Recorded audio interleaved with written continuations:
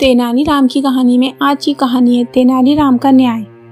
सालों पहले कृष्णदेवराय दक्षिण भारत के जाने माने विजयनगर राज्य में राज किया करते थे। उनके साम्राज्य में हर कोई खुश था।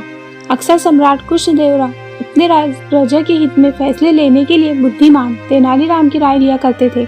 तेनालीराम का दिमाग इतना तेज था कि वह हर मुसीबत का पल भर में समाधान निकाल लेते थे। एक दिन राजा कृष्णदेव के दरबार में एक व्यक्ति रोते हुए आया। उसने कहा, महाराज, मैं नामदेव पास की ही हवेली में काम करता हूँ। मेरे मालिक ने मेरे साथ धोखा किया है, मुझे न्याय चाहिए। राजा कृष्णदेव ने उससे पूछा कि आखिर ऐसा क्या हुआ है तुम्हारे साथ। नामदेव ने राजा को बताया कि करीब 5 दिन पहले मैं अपने मालिक के साथ हवेली से पंचमुखी शिवाजी के मंदिर गया था। तभी काफी तेज आंधी आने लगी। हम दोनों मंदिर के पीछे के हिस्से में कुछ देर के लिए रुक गए।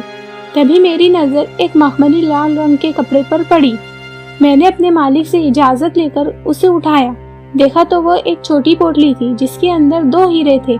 महाराज, वो हीरे मंदिर के पीछे वाले हिस्से में गिरे हुए थे, इसलिए कायदे से वो राज्य की संपत्ति थे। लेकिन मेरे मालिक की नीयत हीरे देखकर खराब हो गई थी।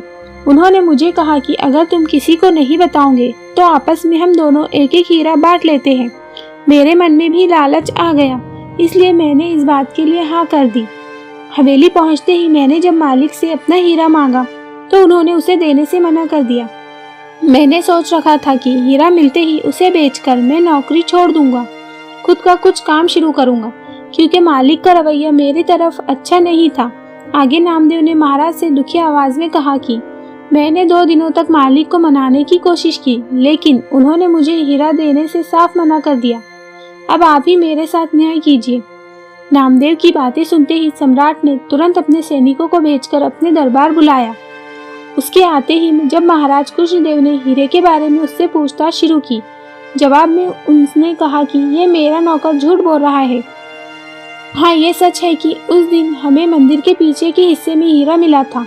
मैंने वो हीरे इसे राजकोष तक पहुँचाने के लिए कहा था। फिर 2 दिन बाद जब मैंने इससे हीरे जमा करने की रसीद मांगी तो ये घबरा गया और सीधे मेरे घर से निकलकर आपके पास आ गया। तब से ये सारी झूठी कहानी सुना रहा है।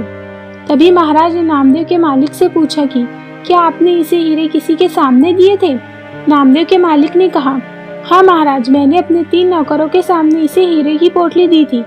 ये जानते ही राजा कृष्णदेव ने उन तीनों को बुलवाया। नौकरों ने दरबार में पहुंचते ही नामदेव के खिलाफ गवाही देते हुए कहा कि उनके मालिक ने नामदेव को हीरे उनके सामने ही दिए थे। तभी दरबार से निकलकर कुछ देर महाराज अकेले में अपने मंत्रियों से सलाह मशवरा करने लगे।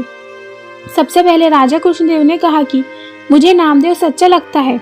उनके अन्य मंत्रियों ने कहा कि महाराज, हम उन गवाहों को नजरअंदाज नहीं कर सकते हैं। फिर राजा कृष्णदेव ने तेनालीराम की तरफ देखते हुए इशारों में पूछा कि उनका क्या कहना है। मुस्कुराते हुए तेनालीराम ने कहा कि मैं अभी सच और झूठ का पता लगा लूंगा, बस आप लोगों को कुछ देर पर्दे के पीछे बैठना होगा। राजा ने तेनालीराम की बात सुनते ही ठीक वैसा ही किया। दूसरे मंत्री भी राजा को देखते हुए पर्दे के पीछे बैठ गए। अब तेनालीराम ने पहले गवाह को बुलवाया और हीरे के बारे में पूछा। उसने वही पुराना जवाब दिया। फिर तेनालीराम ने कहा कि ये बताओ, वो हीरे कैसे दिखते थे? क्या तुम उनका आकार इस कागज में बनाकर दिखा सकते हो? उस गवाह ने कहा कि वो एक पोटली में थे, इसलिए पता नहीं कि वो कैसे दिखते हैं। तेनालीराम ने पहले गवाह को वही रुकने के लिए कहकर दूसरे गवाह को बुलवाया और वही सवाल पूछा। दूसरे गवाह ने कहा, मैंने वो दोनों हीरे देखे थे। फिर उसने कुछ अजीब से चित्र बना दिए। फिर तीसरा गवाह तेनाली के सामने आया और उसने जवाब में कहा कि हीरे एक कागज में लिपटे हुए थे, इसलिए उसने उन्हें देखा नहीं। पर्दे के पीछे बैठे राजा ने तीनों गवाहों की बातें सुनी थी। सबकी अलग अलग बातों से ये स्पष्ट हो गया था कि नामदेव सच बोल रहा है और उसका मालिक झूठ। तीनों गवाह को भी समझ आ गया था कि उनका झूठ पकड़ा गया है। सभी ने महाराज के पैर पकड़कर उनसे माफी मांगते हुए कहा कि हमें हमारे मालिक ने झूठ बोलने के लिए मजबूर किया था। हम ऐसा नहीं करते तो वो हमें काम से निकाल देते थे। राजा कृष्णदेव अब सीधे दरबार गए और नामदेव के मालिक को गिरफ्तार करके उसके घर की तलाशी करने का आदेश दिया। कुछ देर बाद ही सैनिकों को उसके घर में हीरे मिल गए। बस फिर क्या था, महाराज ने हीरे जब्त कर लिए और उस पर 30,000 स्वर्ण मुद्राओं का जुर्माना लगा दिया। उसमें से राजा ने 10,000 स्वर्ण मुद्राएं नामदेव को दे दी। कहानी से सीख। इस कहानी से 2 सीख मिलती है। पहले कि किसी के साथ धोखा नहीं करना चाहिए, क्योंकि धोखों का अंजाम बुरा ही होता है। दूसरी सीख ये मिलती है कि बुद्धि से हर किसी का झूठ पकड़ा जा सकता है।